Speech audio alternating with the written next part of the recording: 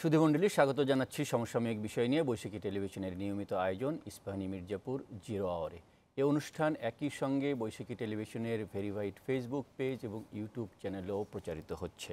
আমরা আজ আলোচনা করতে চাই জামাত শিবির নিষিদ্ধ, তারপর কি।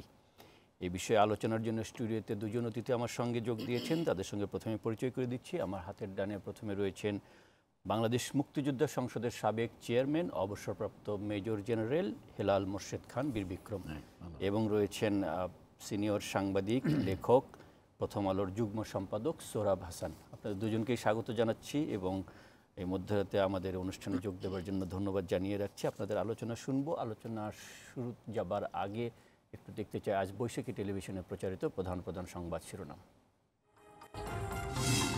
যুদ্ধাপরাধী জঙ্গি সন্ত্রাসী সংগঠন হিসেবে স্বাধীনতা বিরোধী জামাত শিবিরকে নিষিদ্ধ করেছে সরকার। নাশকতা করার চেষ্টা করলে মোকাবেলা করবে। কোটা আন্দোলনে ভর করে জঙ্গিরা হত্যা ও ধ্বংসযজ্ঞ চালিয়েছে বলেছেন প্রধানমন্ত্রী। দাবি পূরণের পরও কার স্বার্থে আন্দোলন, প্রশ্ন রেখেছেন। সাম্প্রতিক সহিংসতায় নিহতদের স্মরণে প্রতিবাদী কর্মসূচি পালন করেছে একদল শিক্ষার্থী, শিক্ষক ও আইনজীবী। রাজশাহী, বরিশালে পুলিশের বাধা। আন্দোলনকারী শিক্ষার্থীদের 6 সমন্বয়ক 6 দিন পর পরিবারে। 3 শিক্ষার্থীর জামিন, শিক্ষার্থী ও নিরপরাধ ব্যক্তির মুক্তির দাবি উঠেছে। এবং ইউরোপীয় ইউনিয়ন সহ 22টি দেশের কূটনীতিকদের সাথে পররাষ্ট্র সচিবের বৈঠক। কোটা আন্দোলন ঘিরে মৃত্যুর তদন্ত বিচার নিয়ে আশ্বস্ত করেছেন। সরকার সন্ত্রাস বিরোধী আইনে জামায়াতে ইসলামী এবং ইসলামী ছাত্র শিবির সহ জামাতের সকল অঙ্গ সংগঠন নিষিদ্ধ ঘোষণা করেছে এবং এই নিষিদ্ধের আদেশ আজ জারি হয়েছে। আমরা সে বিষয়ে একটি প্রতিবেদন প্রচারিত হয়েছে বৈশাখী টেলিভিশনে, সেটি দেখে এই আলোচনাটি শুরু করতে চাই। মূলত পাকিস্তানের রাজনৈতিক দল হিসেবে পরিচিত জামায়াতে ইসলামীকে বাংলাদেশ স্বাধীন হবার সাথে সাথে 1971 সালের ডিসেম্বরে নিষিদ্ধ করা হয়েছিল, কারণ দলটি সাম্প্রদায়িক, বাংলাদেশের স্বাধীনতার বিরুদ্ধে ছিল এবং মুক্তিযুদ্ধে পাকিস্তান হানাদার বাহিনীর সাথে গণহত্যা, মানবতা বিরোধী অপরাধ সংগঠনে সক্রিয়ভাবে সহায়তা করে। কিন্তু 1977 সালে দেশের প্রথম সেনাশাসক জিয়াউর রহমান জামায়াতের রাজনীতি করার সুযোগ ফিরিয়ে দেন। তারপর দলটি ইসলাম ধর্মকে ঘিরে রাজনীতি করতে থাকে এবং বিএনপির সাথে জোটবদ্ধভাবে একবার সরকারও গঠন করে। তবে 71-এর যুদ্ধাপরাধীদের বিচারের সময় আদালত গোটা জামায়াতকে অপরাধী সংগঠন হিসেবে অভিহিত করে। তখন দলটিকে নিষিদ্ধের দাবি আরও জোরালো হলেও সরকার সিদ্ধান্ত নেবে বলে নেয়নি বহু বছর। তবে দেশের গণতান্ত্রিক সংবিধানের বিরুদ্ধে বলে উচ্চ আদালতের রায়ে জামায়াতের নির্বাচন করার জন্য দেয়া নিবন্ধন নির্বাচন কমিশন 2018 সালে বাতিল করে। তবে সম্প্রতি কোটা আন্দোলনকে ঘিরে ব্যাপক সহিংসতায় সরকার জামায়াত শিবিরের সংশ্লিষ্টতা খুঁজে পায়। সংগঠনটি এর আগেও বহু সন্ত্রাসী কর্মকাণ্ডের জন্য অভিযুক্ত হলেও সরকার নিষিদ্ধের সিদ্ধান্ত নিয়েছে। এবার বৃহস্পতিবার স্বরাষ্ট্র মন্ত্রণালয়ের প্রজ্ঞাপনে নিষিদ্ধ করার বিষয়ে 3টি সুস্পষ্ট কারণ উল্লেখ করা হয়েছে। তার মধ্যে বলা হয়েছে, সাম্প্রতিককালে দেশে সংঘটিত হত্যাযজ্ঞ, ধ্বংসাত্মক ও সন্ত্রাসী কার্যকলাপে জামায়াত ও ছাত্র শিবিরের জড়িত থাকার প্রমাণ সরকারের কাছে আছে। সন্ত্রাস বিরোধী আইনের 18(1) ধারায় জামাত ইসলাম এবং ইসলামী ছাত্র শিবির এবং তার অন্যান্য যে অঙ্গ সংগঠন সেগুলিকে সরকার নিষিদ্ধ ঘোষণা করিল এবং এটা সন্ত্রাস বিরোধী আইনে যে দ্বিতীয় তফসিল আছে সেইখানে সেই নামগুলো সেই তালিকাভুক্ত হবে। নিষিদ্ধ ঘোষণার পর সচিবালয়ের স্বরাষ্ট্রমন্ত্রী আসাদুজ্জামান খান সাংবাদিকদের জানান, জামায়াত কোনো সন্ত্রাসী কার্যকলাপ করলে তা মোকাবেলার সক্ষমতা সরকারের আছে। মুক্তিযুদ্ধকে দেশ স্বাধীন করছি না, ওদের বিরুদ্ধে তো আমরা সেই 71 থেকে যুদ্ধ করতেছি, কাজেই এইগুলোই আমাদের সক্ষমতা অনেক আছে। 1947 সালে পাকিস্তান প্রতিষ্ঠার পর 1958 সালে পাকিস্তানের সামরিক শাসক জামায়াতকে নিষিদ্ধ করেছিল প্রথম। তারও আগে জামায়াতের প্রতিষ্ঠাতা মাওলানা আবুল আলা মওদুদীকে সাম্প্রদায়িক দাঙ্গা ও হত্যাযজ্ঞের জন্য অপরাধী হিসেবে ফাঁসির রায় দিয়েছিল পাকিস্তানের বিচারে, যদিও পরে তা থেকে মাফ পান। 71-এ বাংলাদেশের স্বাধীনতা সংগ্রামের বিরোধিতাকারী এবং পাকিস্তানি সেনাবাহিনীর সঙ্গে হত্যা, গণহত্যা, অগ্নিসংযোগ, মানবতা বিরোধী অপরাধের অভিযুক্ত জামায়াতে ইসলামকে শেষ পর্যন্ত নিষিদ্ধ ঘোষণা করেছে সরকার। এমন একটা সময় এসে এই নিষিদ্ধের দাবি আগে থেকেই ছিল, আপনারা করেছেন, এমন একটি সময় এসে নিষিদ্ধ করা হলো, আরেকটা সংকটকালে এসে নিষিদ্ধ করা হলো। এই নিষিদ্ধ করার পর বর্তমান প্রেক্ষাপটে আপনার মূল্যায়ন কি জনাব হেলাল মোর্শেদ আপনার কাছ থেকে জানতে চাই। রাইট, ওই যে হোম মিনিস্টার সাহেব তো ওটা বললো, উনি তো মুক্তিযোদ্ধা, আমিও ওনার সময়কারী মুক্তিযোদ্ধা। তো উনি তো বললো যে জামায়াতের সঙ্গে আমাদের যুদ্ধ সেদিন থেকেই, সে 71 থেকেই, তো সেখান থেকে এখন পর্যন্ত যুদ্ধ চলবে, এটা ওনার কথা আর কি। মানে সেটা যুদ্ধটা কী নিয়ে আসলে, তো এটি তো মানে আমরা যদি সেম্যান্টিক্সে না যাই, মানে আলোচনার ভেতরে আলোচনা বা এক ধরনের মানে নিজের ব্যাকগ্রাউন্ডকে নিয়ে এসে আলোচনা না করে যদি আমরা নির্মোহভাবে করতে চাই, তাহলে একটা ফ্যাক্টস নিয়ে যদি আলোচনা করি, তাহলে তো এটা ক্লিয়ার যে জামায়াত ইসলাম পাকিস্তানেও নিষিদ্ধ হয়েছিল, সেখানেও ফাঁসির অর্ডার হয়েছিল, এবং তাদের কার্যক্রমগুলোই ভায়োলেন্ট। এটি হলো ফ্যাক্ট। এখন এই ভায়োলেন্টটাকে আমরা বলতে পারি বিশাল একটা ভালো কাজ, সেটাও বলা যায়, কেউ বলতেও পারে, প্রেক্ষিতের উপর নির্ভর করে। সো আমরা যদি দেখি ঐতিহাসিকভাবেই এটা ভায়োলেন্ট বলে পরিচিত তারা। তো আমরা পাকিস্তানের বাদই দিলাম, আমরা এখন বাংলাদেশের সাথে যদি তুলনা করে দেখি যে বাংলাদেশের প্রেক্ষিতে, মুক্তিযুদ্ধের প্রেক্ষিতে তাদের কি রোলটা ছিল। এবং আমার মনে হয় মুক্তিযুদ্ধের সময়, তার পরবর্তীতে সে যে সরকারই আসুক না কেন, জিয়াউর রহমান সাহেব অবশ্য ওদের উপরে ভর করেছিল, কিন্তু বেসিক্যালি মানুষের মনের ভেতরে এটি একটা ইমেজ তৈরি ছিল যে জামায়াত ইসলামীরা তাদের যে দলগত সিদ্ধান্ত এবং তাদের যে কার্যক্রম, সেটি মুক্তিযুদ্ধের বিপক্ষে ছিল। এটি নিয়ে তর্ক বোধহয় আমার মনে হয় কেউ করবে না, আমার মনে হয় না। যারা জামায়াত ইসলাম জয়েন করেছে তারাও করবে না হয়তো।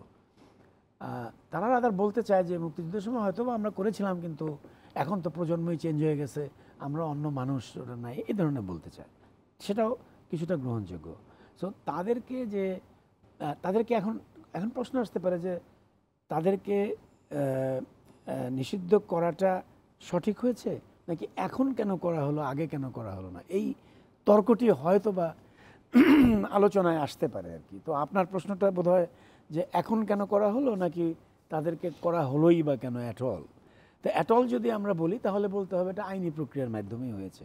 2013 সালে নিবন্ধন বাতিল করার জন্য তাদেরকে রায় দেওয়া হয়েছিল, এবং তারা এটির বিরুদ্ধে হাইকোর্টেও গিয়েছিল, এবং হাইকোর্ট থেকে তাদের আপিলকে খারিজ করে দিয়েছিল। অর্থাৎ তারা নিবন্ধিত হতে পারবে না, অর্থাৎ অফিস থাকবে, অফিস করতে পারবে, টাকা পয়সা কালেক্ট করতে পারবে, ফান্ডও থাকবে, কিন্তু নিবন্ধিত না হওয়ার কারণে ইলেকশনে হয়তো ওইভাবে দল হিসাবে যেতে পারবে না।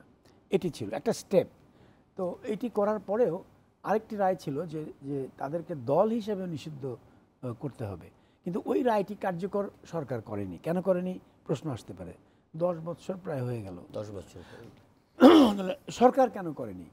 এখন এটির নানা রকম মূল্যায়ন হতে পারে, ডিপেন্ড করে কে কোন দিকে বেনিফিট হবে এটার আর কি।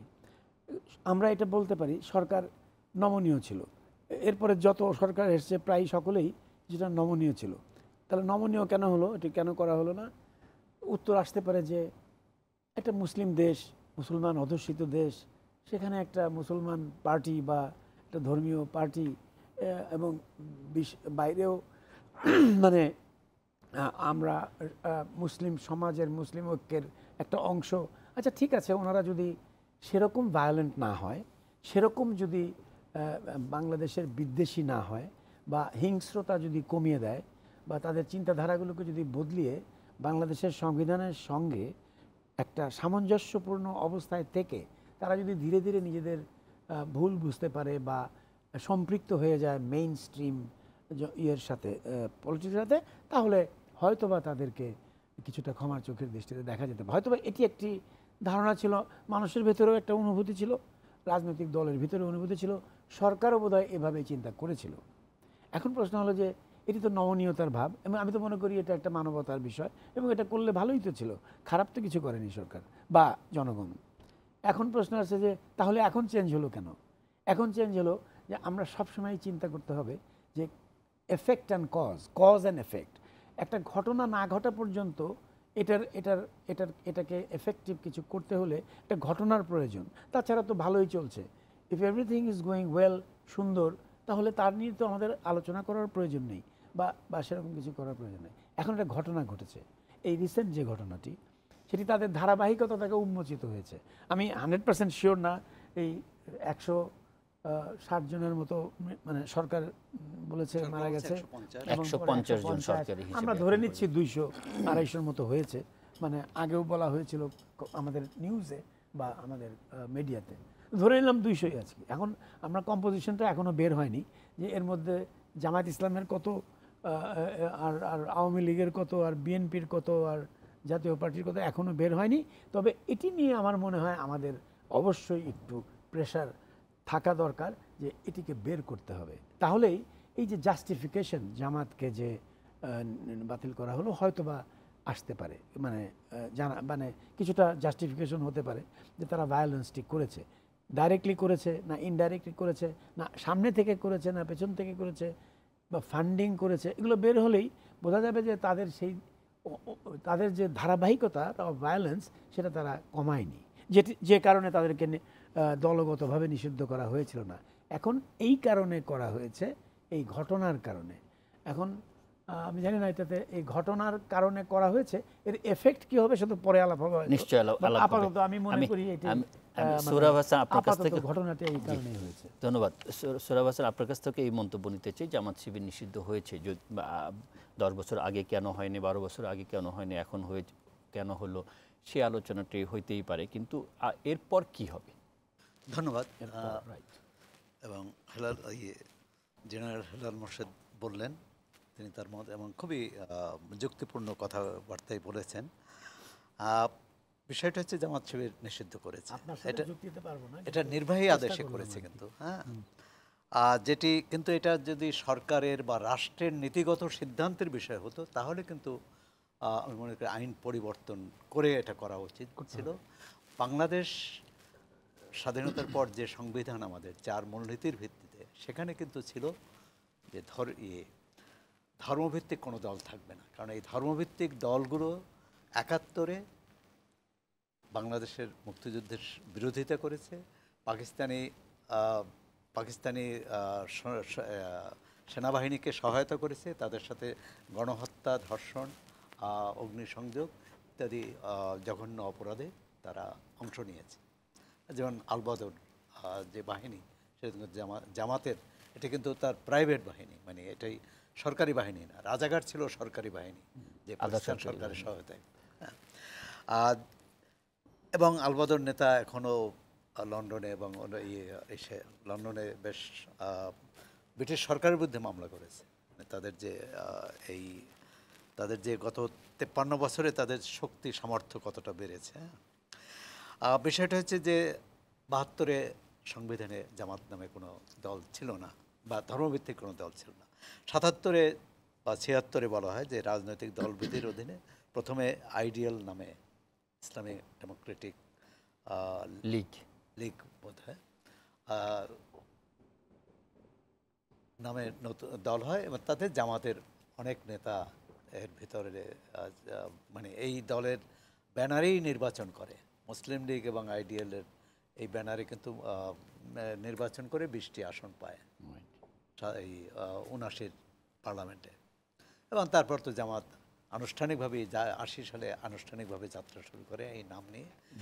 আপনার শিরোনাম হচ্ছে জামাত শিবির নিষিদ্ধ, এর পর কি? কিন্তু এর পর খোঁজার আগে কিন্তু আমাদের এর পূর্বে কি হয়েছিল, এর আগে কি? আগে কি আমরা দেখেছি যে আমাদের রাজনৈতিক দলগুলো, বিশেষ করে যারা ক্ষমতায় থেকেছে, সেটি জাতীয় পার্টি, বিএনপি এবং আওয়ামী লীগ, 3টি দলই তো, তারা কিন্তু জামাতকে ব্যবহার করেছে বিভিন্ন সময়, কেউ বিরোধী দলে থাকতে, কেউ সরকারে থাকতে, মানে বা ক্ষমতায় থাকার জন্য। এরশাদ আমলে যে নির্বাচন হয় 86 সালে, সেই নির্বাচনে কিন্তু বিএনপি অংশ নেয় না, কিন্তু আওয়ামী লীগ, জামাত ইসলাম এবং অন্যান্য দল কিন্তু অংশ নেয়। এক ধরনের সামরিক শাসককে অনুমোদন দেওয়া হয় সেই নির্বাচনের মধ্য দিয়ে।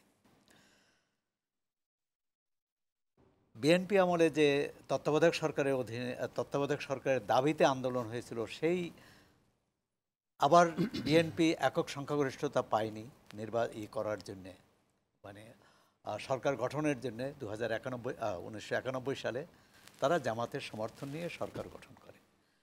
আবার সেই সরকার গঠনের সরকারের বিএনপি সরকারের 3-3.5 বছর পর, 3.5 বছর না যেতেই সব বিরোধী দল, আওয়ামী লীগ, জামাত ইসলাম, জাতীয় পার্টি, বাম ইত্যাদি সবাই মিলে কিন্তু বিএনপির বিরুদ্ধে আন্দোলন করলো তত্ত্বাবধায়ক সরকারের দাবিতে।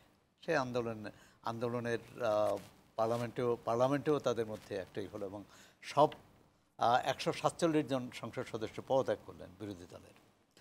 সুতরাং এক ধরনের সেই সময় কিন্তু আমরা আওয়ামী লীগের সাথে জামাত ইসলামের একটা রাজনৈতিক সম্পর্ক দেখি। আবার 2001 সালে তো তারা সরকারেরই অংশ হয়ে গেল, জামাত ইসলাম এবং বিএনপি জামাত সরকার, 4 দলীয় জোট সরকার গঠন। 4 দলীয় জোট সরকার। 4 দলীয় জোট সরকারের মূল শক্তি ছিল কিন্তু বিএনপি এবং জামাত ইসলাম। এরপরে যেটা হলো এই সরকার ক্ষমতায় আসার এর মধ্যে যে জামাত যে যুদ্ধাপরাধী দল, এটি প্রথম ঘাতক দালাল নির্মূল কমিটি, তারপর স্বাধীনতার চেতনা পরিষদ, মুক্তিযুদ্ধের চেতনা পরিষদ বা এই ধরনের যেটা ছিল ঘাতক দল নির্মূল কমিটি, এবং তারা একটা জোটবদ্ধ নাগরিক কমিটি, সেটি তারা কিন্তু গণ আদালত গঠন করে। মুর্শিদ ছিলেন যে গণ আদালত গঠন করে, তখন কিন্তু ছিল গোলাম আজমের যে যুদ্ধাপরাধ বিচার, যেটা ছিল যে গণ আদালত তো আর বিচারের রায় দিতে পারে না। তারা বলছিল যে তার শাস্তি হচ্ছে, তার অপরাধ হচ্ছে মৃত্যুদণ্ডযোগ্য, বাংলাদেশ সরকার যাতে এটি কার্যকর করে।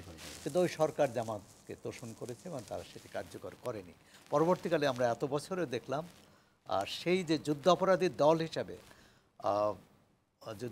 আন্তর্জাতিক যুদ্ধাপরাধ যে আদালত, তারা কিন্তু বলল যে জামাত যুদ্ধাপরাধী দল, কিন্তু সরকার করেনি, নিষিদ্ধ করেনি।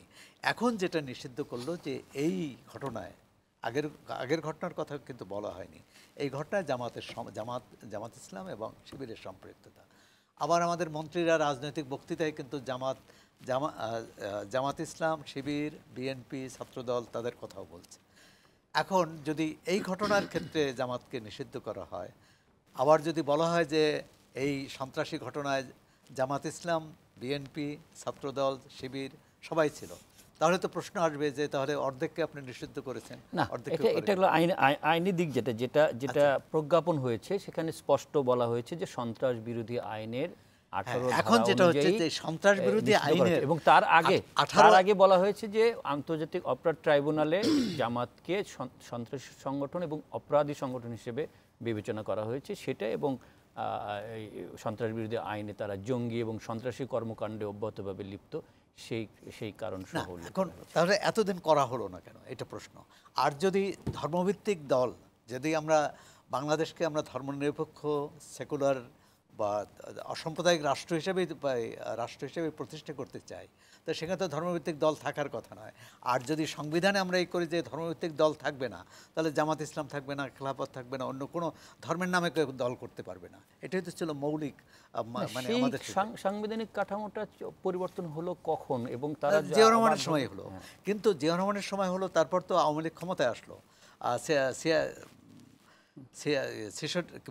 96 সালে ক্ষমতায় আসলো, তাদের 2/3 সংখ্যাগরিষ্ঠতা ছিল না, এবং তারা বলেছে যে আমরা তো চাইলেও এটা পারবো না। কিন্তু 2009 সালে তারা যখন ক্ষমতায় আসলো, তখন তো তাদের বিপুল সংখ্যাগরিষ্ঠতা, এবং তারা এটা করতে পারতেন। এখন যে প্রশ্নটা হচ্ছে, এই যে সন্ত্রাস বিরোধী আইনের 18A এর ভিত্তিতে তো করা হলো। এখন এটা যদি আদালতে চ্যালেঞ্জ হয়, আদালতে যদি রিট হয়, তখন সরকারকে কিন্তু এই তথ্য প্রমাণ দিতে হবে, দলিল প্রমাণ দিতে হবে তারা করেছে। এখনো পর্যন্ত এই ঘটনার কিন্তু তদন্ত হয়নি। এখন তাহলে তদন্ত নিশ্চয়ই সরকারের কাছে। ঘটনার তদন্ত হয়নি? এই যে গত কোটা সংস্কার আন্দোলনকে কেন্দ্র করে যে সহিংসতা হয়েছে, যে জ্বালাও পোড়াও ইত্যাদি হয়েছে, এখন এর সাথে কারা জড়িত, এখানে দুইটা ঘটনা, একটা হচ্ছে হত্যাকাণ্ড হয়েছে, না, আরেকটা হচ্ছে জামাতকে যে নিষিদ্ধ করা হয়েছে সেই নিষিদ্ধ করার যে যে আইনের যে ধারায় হয়েছে সেখানে কিন্তু এই ঘটনার সাম্প্রতিক আন্দোলনের সাথে সহিংসতার ঘটনার সাথে কোনো সম্পর্ক নেই, না, একেবারে সহিংসতার সাথে জড়িত এটাই যে করা হলো তো এই ঘটনার পরিপ্রেক্ষিতে, এবং তারাও বলেছে এই ঘটনায় জড়িত বলে প্রমাণ পেয়েছে তারা। তাহলে জাতির সামনে এটা সরকারের উচিত যে জামাত এই সাম্প্রতিক ঘটনায়, আগের ঘটনা করলে তো আরও ভালো, যে এই সাম্প্রতিক ঘটনায় জামাত এবং শিবির কোথায় কি ধ্বংসাত্মক কর্মকাণ্ড করেছে, কি তথ্য প্রমাণ আছে, জাতির সামনে এটি পেশ করা উচিত, তুলে ধরা উচিত। এই ঘটনা তদন্তের জন্য বিচার বিভাগীয় কমিশন গঠন হয়েছে এবং প্রথমে 1 সদস্য বিশিষ্ট কমিটি ছিল যারা 16ই জুলাইয়ের ঘটনাবলী, মৃত্যু, সহিংসতা তদন্ত করবার কথা ছিল। গতকালকে এই কমিটি বাতিল করে নতুন করে কমিশন গঠন করা হয়েছে 3 সদস্য বিশিষ্ট, এবং তাদেরকে 16ই জুলাই থেকে 21শে জুলাই পর্যন্ত সমস্ত ঘটনা তদন্ত করার ম্যান্ডেট দেওয়া হয়েছে, এবং এই তদন্ত হওয়া পর্যন্ত তো অপেক্ষা করতে হবে। এখন যে জামাত ইসলামী নিষিদ্ধ হয়েছে, এই তদন্ত রিপোর্ট দেয়া পর্যন্ত এই যে দলটির বিরুদ্ধে, না, আমি আবারও বলছি যে জামাত ইসলামীকে ছাত্র শিবিরকে নিষিদ্ধ করা হয়েছে এই ঘটনার কোনো কারণে দেখানো হয়নি। এটা হলো বলা হয়েছে যে সাম্প্রতিক সহিংসতায় তাদের সম্পৃক্ততা প্রমাণ পাওয়া গেছে, এটি কিন্তু বলেছে, এটা কিন্তু আইনমন্ত্রী বলেছেন। এখন নিষিদ্ধ করার পর অপরাধী সংগঠন হিসেবে, যেটা আন্তর্জাতিক অপরাধ ট্রাইব্যুনালে যুদ্ধ অপরাধ মামলার বিচারের সময় সংগঠন হিসেবে, দল হিসেবে জামাতকেও একই অপরাধী সংগঠন বলা হয়েছিল, সেটার বিচারের শুরু হবে কিনা সেই বিষয়টি, প্রশ্নটি রেখে যাচ্ছে। বিরতির পরে আপনাদের দুজনের কাছে আসবো। প্রিয় দর্শক, আপনারা দেখছেন 0 আওয়ার। আমরা আলোচনায় ফিরছি একটু পরে, আমাদের সঙ্গেই থাকুন।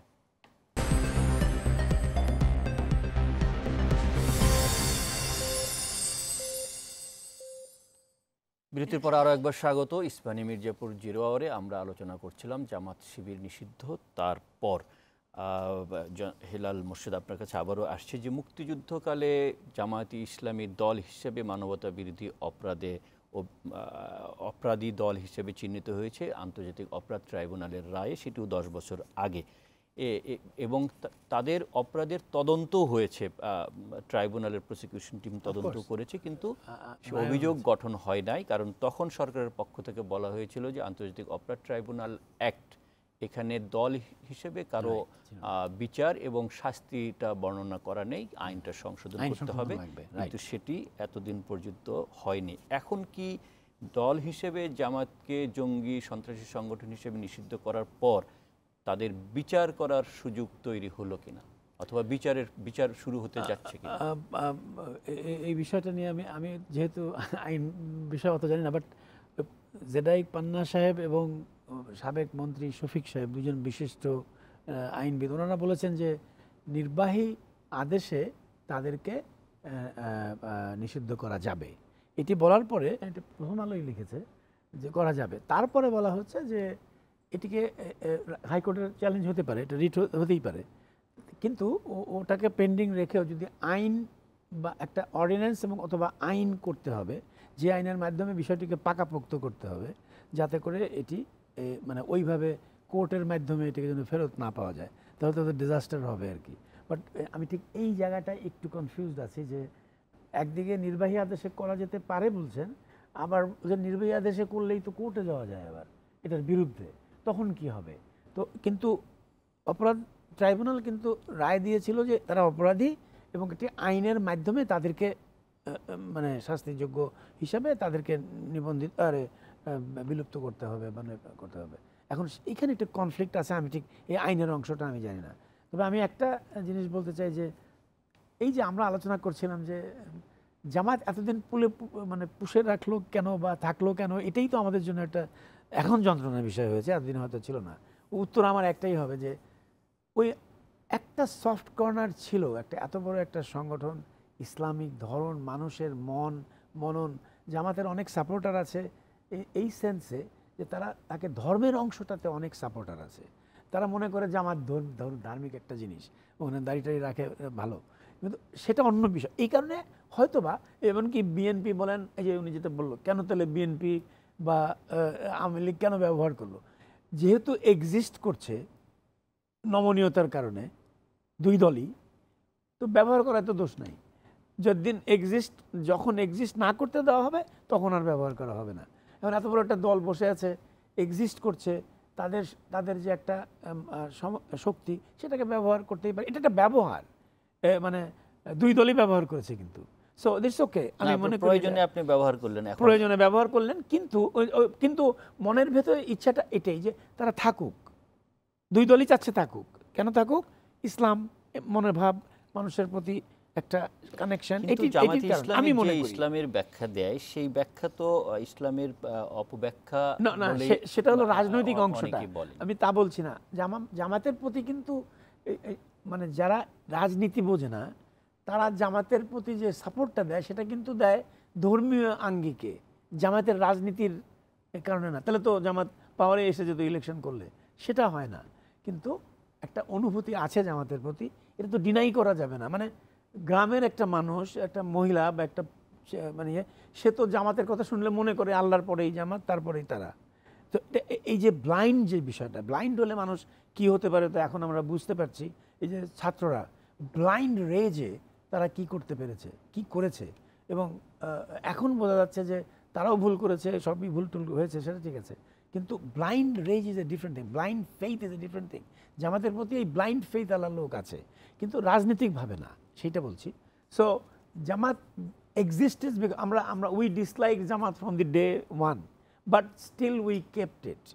এইটা একটা প্রশ্ন আমার মনে হয় সকলের মনে আছে, কিন্তু আমি মনে করি এটাকে ওইভাবে মানে মুসলিম দেশ, মুসলিম উম্মা টুম্মার ব্যাপার আছে আর কি, সেই জন্যে। কিন্তু আজকে যে ঘটনা ঘটেছে, যেটা করেছে, আমি মনে করি সরকার এটা ধারাবাহিক অবস্থান থেকেই সঠিক কাজটি করেছে। কেন করেছে এখন সেটা এই ঘটনার জন্য, কিন্তু সেটা কিন্তু প্রজ্ঞাপনে বা আইনে এটা প্রকাশ করার প্রয়োজন পড়ে না, কারণ এটা হলো মানসিক অবস্থা, কেন এখন করলো। এই প্রেক্ষাপট তৈরি হয়েছে, সে তাদের উপর প্রেক্ষাপটটা তৈরি হয়েছে, আইনটা প্রয়োগ করেছে, যে আইনটা অলরেডি ছিল এবং যে রায়টা অলরেডি ছিল সেটাকে। সো এখানে আমরা একটা মরাল স্ট্যান্ডিংয়ে বোধহয় সরকারের বোধহয় খুব একটা ভুল হচ্ছে না। এফেক্ট কি হবে সেটা কি হতে পারে আসছি, কিন্তু তার আগে একই প্রশ্ন করতে চাই যে এখন কি সন্ত্রাসী দল হিসেবে, অপরাধী দল হিসেবে জামাতের বিচার শুরু হবে কিনা? না, দুটো। এখানে বোধহয় একটু আমাদের আইন 2009 সালের যে সন্ত্রাস বিরোধী আইন আর যুদ্ধাপরাধ যে ট্রাইব্যুনাল, তার যে রায়, দুটো কিন্তু আলাদা বিষয়। যুদ্ধাপরাধ ট্রাইব্যুনাল কিন্তু দেখেছে 71-এ এই দলটির ভূমিকা, হ্যাঁ, এবং 71-এ যেহেতু মানবতার বিরুদ্ধে অপরাধ করেছে, তারা দেশের বিরুদ্ধে অপরাধ করেছে, তারা জনগণের বিরুদ্ধে অপরাধ করেছে, সুতরাং, এবং আরও যে মানে হত্যা ধর্ষণ ইত্যাদি অপরাধে যুক্ত। সুতরাং এ কারণে এখন যেটি এই সরকার যেটি পরিপত্রে যে আইনের দোহাই দেওয়া হয়েছে বা যে আইনকে ভিত্তি করা হয়েছে, সেখানে কিন্তু সেই যুদ্ধাপরাধের কথা নেই। সেখানে আছে যে 2000, অর্থাৎ এখনকার কর্মকাণ্ড হচ্ছে সন্ত্রাসী, সুতরাং তাকে নিষিদ্ধ করা যাবে। যেমন জেএমবিকে করা হয়েছে, যেমন আনসার আল ইসলামকে করা হয়েছে, যেমন আরও অনেক, হুজিকে করা হয়েছে। এখন হুজিকে যেসব তথ্য প্রমাণ দিয়ে করা হয়েছে, জামাতকে সেই সব তথ্য প্রমাণ, তাহলে আমি এ কারণেই বলছি যে এটি একই সঙ্গে আইনি বিষয় আর একই সঙ্গে রাজনৈতিক বিষয়। সরকারের উচিত জামাতের সমস্ত, মানে যে আইনের অধীনে করেছে, অর্থাৎ জঙ্গি সন্ত্রাসী সংগঠন হিসেবে তাদের কর্মকাণ্ড, আর সেটি 2009 থেকে আগের কথা যদি বাদও দিই, 2009 সালে যেহেতু আইনটি হয়েছে, সেই আইনের পর এ পর্যন্ত জামাতের যে কর্মকাণ্ড। আরেকটি বিষয়, এই যে এবারে যে ঘটনা ঘটল, কোটা সংস্কার, শিক্ষার্থীদের আন্দোলনকে কেন্দ্র করে তারা অনুপ্রবেশ করেছে বা তারা এই সুযোগ নিয়ে করেছে, এটা তো বলা হয়, কিন্তু এর চেয়েও ভয়াবহ কাণ্ড কিন্তু তারা 13-14-তে করেছিল অপরাধীদের বিচারের সময়। সে সময় কিন্তু এটা নিষিদ্ধ করা হলো না, তাদের কিন্তু সন্ত্রাসী সংগঠন হিসেবে চিহ্নিত করা হলো না। তখন বলা হলো ব্যক্তি অপরাধ করেছে, সুতরাং সংগঠনকে ছাড় দেওয়া হয়েছে। আজকে সংগঠনকে প্রথম প্রশ্ন আসবে যে আজকে কেন আসলো, এবং আরেকটি হলো যে আইনে টেকাতে পারবে কিনা। মানে আদালতে যদি এটা চ্যালেঞ্জ হয় তখন এর পক্ষে সরকারের যথেষ্ট যুক্তি তর্ক তথ্য দলিল আছে কিনা, এবং থাকলে সেটা জনগণকেই জানানো উচিত। না, নিশ্চয় আইনের প্রশ্ন যখন যদি ওঠে এবং সেটা আদালতে নিশ্চয় তাদের সেই প্রস্তুতি রয়েছে, এবং স্বরাষ্ট্রমন্ত্রী আইনমন্ত্রী দুজনে তো বলেছেন যে এরপরে কনসিকুয়েন্স যদি কোনো সহিংসতা শুরু হয় বা অন্য কোনো না সেটা তো বেআইনি না সেটা তো কার্যক্রম শুরু সেটা তো হতে পারে, সেটা সেটা মোকাবেলারও প্রস্তুতি আছে। আমি ওটা বলি আইনি এবং এই যে বাস্তবিক কোনো ঘটনা যদি ধরেন উদ্ভব ঘটে, দুটোই জামাত শিবির আর কোনো কর্মকাণ্ডই করলো না। দ্বিতীয় হচ্ছে রাজনৈতিক সুবিধাটা হবে কিনা। এক হচ্ছে এই লোকগুলো তো নিরস্তিত্ব হয়ে যাবে না এই পরিপত্রের পর। জামাত যারা করছেন এখন তারা অন্য নামে যখন দল করবে, অন্য নামে যখন অন্য সংগঠনের নাম নিয়ে যখন সামনে আসবে, তখন তো আপনি কিছু বলতে পারবেন না। আরেকটি, এই নিষিদ্ধ করার কারণে বিএনপিকে একটা রাজনৈতিক সুবিধা দেওয়া হলো কিনা, বা তারা একটা রাজনৈতিক সুবিধা পাবে কিনা। এতদিন আওয়ামী লীগের নেতারা মন্ত্রীরা বলে আসছিলেন বিএনপি জামাত শিবির এরা হচ্ছে সন্ত্রাসী সংগঠন, তারা যুদ্ধাপরাধী দলকে পোষণ করছে, তোষণ করছে, পৃষ্ঠপোষকতা করছে, এবং কিন্তু এখন তার সেটা বলার উপায় থাকবে না। যদি এই লোকগুলো বিএনপির হয়ে কাজও করে, তখন আর এটা বলতে পারবে না যে তারা জামাতের দোসর, বিএনপি জামাতকে পৃষ্ঠপোষকতা করছে, কারণ জামাতই নেই। মানে সেখানে একটা বিএনপি কিন্তু এর থেকে রাজনৈতিক সুবিধাও নিতে পারে। না, ধন্যবাদ। প্র্যাকটিক্যালি বোধহয় এটা যে একটু ইম্প্যাক্টটা কি আপনি আমার মনে হয় প্র্যাকটিক্যালি এটা বোধহয় ডিফিকাল্ট হবে, কারণ এই যে জামাত লোকগুলো তো আর চলে যায়নি, লোকগুলো তো আছেই। এখন এই লোকগুলো তো ডেঞ্জার না, লোকগুলো ইন্ডিভিজুয়ালি কেউ ডেঞ্জার না, ইট ইজ দ্য সংগঠন, সেটা ডেঞ্জার। এই লোকগুলো ইন্ডিভিজুয়ালি ধরেন 10টা লোককে 10টা টাকা দিয়ে বললো গুলি মেরে আয়, এটা তো হবে না। তারা তো এখন একটা মানে যদি সামনে নাও থাকে, নিচে যদি থাকে গোয়েন্দা তৎপরতার মাধ্যমে, সংগঠনের মাধ্যমে তারা শক্তি সঞ্চয় করছে, টাকা কালেক্ট করছে, দিচ্ছে হয়তো ওই লোকগুলোকে কাজ করার জন্য। কিন্তু যখন মানে যখন তাদের এই দলটি থাকবে না, মানে তখন সে তো টাকা কালেক্ট করতে পারবে না। কার নামে করবে? জামাতের নামে তো করতে পারবে না, তাহলে ইন্ডিভিজুয়াল নামে করলে তো সেটা তো আর প্রবলেম নাই। তো জামাতের নামে যদি না করতে পারে, মানে দলের নামে, এবং তার যদি অ্যাকাউন্টিং না থাকে, এবং তার যদি কোনো অফিস না থাকে, তার বসার কোনো জায়গা না থাকে, তা সত্ত্বেও যদি তারা এটি করে, তাহলে তারা ওই সেই আইনে পড়বে, সেটা হলো মানি লন্ডারিংয়ে পড়বে, আবার আরেকটা পড়বে সন্ত্রাস আইনে, যে তারা মানে মিথ্যা কথা বলে, ঠিকানা মিথ্যা দিয়ে মিথ্যা করে, এটা বোধহয় সম্ভব না, ডিফিকাল্ট। কিন্তু ইন্ডিভিজুয়ালি তারা হয়তো যেতে পারবে। কিন্তু মুর্শিদ ভাই, এর মধ্যে একটা পাল্টা যুক্তি আছে। আমি আসছি একটু পরে, আপনাদের দুজনের কাছে আবার শুনবো। আরেকটা বিরতির সময় হচ্ছে, বিরতির পরে প্রিয় দর্শক আমাদের সঙ্গেই থাকুন, ফিরছি ছোট্ট একটা বিরতির পরে।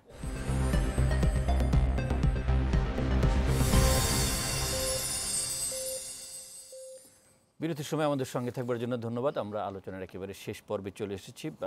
সোহরাব হাসান, যে কথা হচ্ছিল যে জামায়াতে ইসলামী দল হিসেবে নিষিদ্ধ হয়েছে, কিন্তু জামায়াতের সঙ্গে যারা যুক্ত, শিবিরের সঙ্গে যারা যুক্ত এবং এদের অঙ্গ সংগঠন প্রতিষ্ঠানের সঙ্গে যারা যুক্ত, এই লোকগুলো তো অস্তিত্ব বিলীন হয়ে যায়নি, সুতরাং তাদের একটা অস্তিত্ব থেকে যাচ্ছে। সেই অস্তিত্বকে রাজনৈতিক, সামাজিকভাবে এবং অর্থনৈতিকভাবে কিভাবে মোকাবেলা করবে সরকার?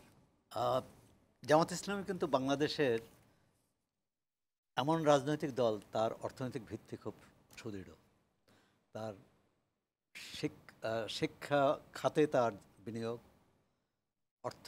ব্যাংকিং খাতে তার বিনিয়োগ, স্বাস্থ্যসেবায় তার বিনিয়োগ, এবং প্রতিষ্ঠান, যে প্রতিষ্ঠানগুলো জনগণের সাথে সম্পৃক্ত, জনসেবার সাথে সম্পৃক্ত। সুতরাং যেমন যে কোনো প্রতিটি মানুষকেই স্বাস্থ্যসেবা নিতে যেতে হয়, প্রতিটি মানুষকেই ব্যাংকে যেতে হয়, প্রতিটি মানুষকেই আপনার শিক্ষা প্রতিষ্ঠানে যেতে হয়। জামাতের অর্থে বা জামাতের সহযোগী যে বা জামাতের নেতাদের তাদের অনেকগুলো প্রতিষ্ঠান আছে। এখন জামাত যখন দুই ধরনের, যে কথাটা আমি মোর্শেদ ভাইকে বলছিলাম যে উল্টো দিকও আছে। এক হচ্ছে বলছে যে যদি তারা অন্য দল বা অন্য নামে করে, তারা দল হিসাবে সংগঠিত হয়ে এই সন্ত্রাসী কর্মকাণ্ড করতে পারবে না, বা সরকারের জন্য চ্যালেঞ্জ হয় এটা করতে পারবে না। কিন্তু দল যখন থাকবে না, যেহেতু একটা দল নিবন্ধিত না হলেও রাজনৈতিক দল হিসেবে তারা আছে, তার কিছু দায়বদ্ধতা থাকে, কিছু আইনি দায়বদ্ধতা থাকে। যখন সেই দলটা থাকবে না তখন আইনি দায়বদ্ধতাটাও থাকবে না, বলছে আমরা করিনি। মানে এই যে, এবং বাংলাদেশে এটা তো আইন আদালত নানাভাবে প্রভাবিত করা হয়, করা যায়। আর সেক্ষেত্রে আরেকটি হচ্ছে ভোটের যে যোগ বিয়োগ। কারণ এখনও যেটা বলা হয়, আমি এই নির্বাচন মানে বলে 14 পর যে নির্বাচনগুলোর কথা বলছি না, 2009 পর্যন্ত যে নির্বাচন, তাতে দেখা গেছে যে প্রথমত হচ্ছে যারা ক্ষমতায় একবার থাকে দ্বিতীয়বার ক্ষমতায় আসতে পারে না। তৃতীয় হচ্ছে যে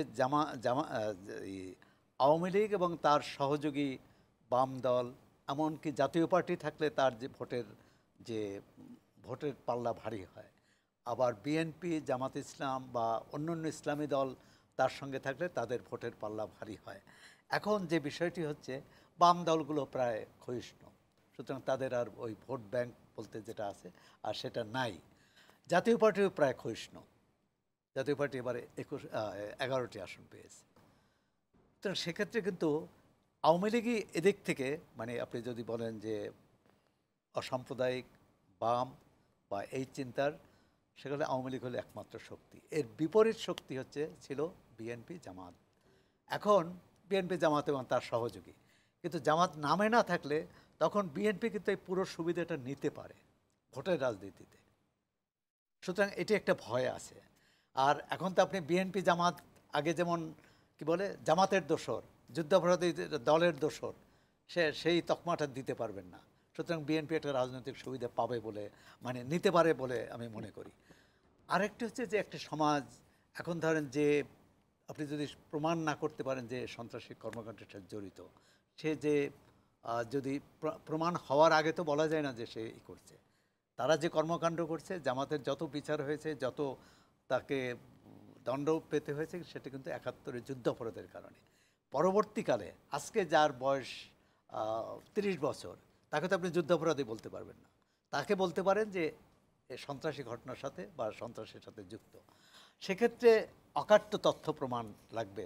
আমি বলছি যে সরকার যেটা করেছে, এটি আমি তো মনে করি সব সেকুলার বাংলাদেশে, অসাম্প্রদায়িক বাংলাদেশে, যে বাংলাদেশ ধর্মভিত্তিক পাকিস্তানের বিরুদ্ধে যুদ্ধ করে বাংলাদেশ হয়েছে, সেই বাংলাদেশে ধর্মভিত্তিক দল থাকা উচিত। সেক্ষেত্রে তো জামাতের প্রশ্নই না। হেলাল মোর্শেদ, আপনার কাছ থেকে শেষ মন্তব্য জানতে চাই যে আপনি একই সঙ্গে নিরাপত্তা বিশ্লেষকও। সৌরভ ভাই যেটা বলেছে, মানে পয়েন্ট ইজ দ্যাট, ওনার একটাই পয়েন্ট যে বিএনপি আর কি অপোজিশন পার্টি, এরা এটাকে সুবিধা নিতে পারবে কিনা এই রায়ের কারণে বা নিষিদ্ধ হওয়ার কারণে। ওনার একটা অ্যাঙ্গেল আছে, বাট আমি এইভাবে বলতে চাই যে নিষিদ্ধ যখন হয়ে গেল, তখন এই জামাত বলে তো আর কোনো অ্যাকাউন্ট থাকতে পারবে না। মানে জামাত দল বলে কোনো অ্যাকাউন্ট থাকতে পারবে না, তার টাকাটা জমা ওখানে হতে পারবে না। তাহলে এই টাকাটা কোথায় জমা হবে? ইন্ডিভিজুয়াল লোকের ফান্ডে জমা, যারা মনে করেন তারা এখনও যুদ্ধ চালিয়ে যেতে চায়, কোনো নামে না, কিন্তু তারা করতে চায়। এটি হয়ে যাবে তখন টোটাল সিক্রেট একটা অর্গানাইজেশনের মতো, এবং সেটা খুব ডিফিকাল্ট চালানো।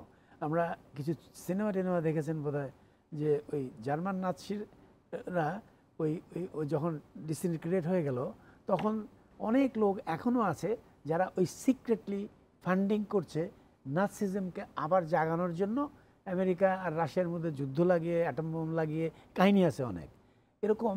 যেমন আমরা এটা উদাহরণ দেখতে পারি, যেমন নাৎসি পার্টিটাই, জার্মানির নাৎসি পার্টি কিন্তু আইনগতভাবে তারা পার্টি হিসাবে কাজ করতে পারে, তাই বলে কিন্তু লোকগুলো কিন্তু আছে। লোকের দ্বিতীয় মহাযুদ্ধের পরে সবচেয়ে বড় বড় জেনারেলরা, সবচেয়ে বড় বড় শক্তিশালী যারা ছিল, তারা সব ইউক্রেনে চলে গিয়েছিল। সেরকম আশঙ্কা কি আপনি? এই ইউক্রেনে চলে গিয়েছিল, এবং তারা এখনও আছে জার্মানিতেও, কিন্তু তারা সংগঠিত হতে পারেনি এই 70 বছরে। এবং এটি ওই কারণে যে তারা পার্টি হিসাবে নাই, তারা সংগঠিত হতে পারে নাই, এবং তারা এটা করতে পারে নাই। আমি মনে করি মানে ওটা উনি তো অ্যাপ্রিহেনশন দিয়েছে, বাট আমি মনে করি যে এটা সম্ভব হবে না। কারণ আওয়ামী লীগ বা সরকার তো অনেক অ্যাক্টিভ, এই সিক্রেটভাবে কাজ করে একটা একটা একটা শক্তি তৈরি করার ক্ষমতা ক্ষমতা নাই। জামাত আর থাকবে না। অনেক অনেক ধন্যবাদ মেজর জেনারেল অবসরপ্রাপ্ত হেলাল মোর্শেদ খান বীর বিক্রম এবং সোহরাব হাসান, আপনাদের দুজনকেই এই আলোচনা আমাদের সঙ্গে থাকবার জন্য। প্রিয় দর্শক, আপনারা দেখছিলেন জিরো আওয়ার। আমরা আলোচনা করছিলাম জামাত শিবির নিষিদ্ধ, তারপর কি এই আলোচনায় আপনারা এতক্ষণ ছিলেন। আপনাদেরকে ধন্যবাদ, কৃতজ্ঞতা, এবং আগামী শনিবার আবার দেখা হবে। সে পর্যন্ত সবাই ভালো থাকুন। শুভরাত্রি।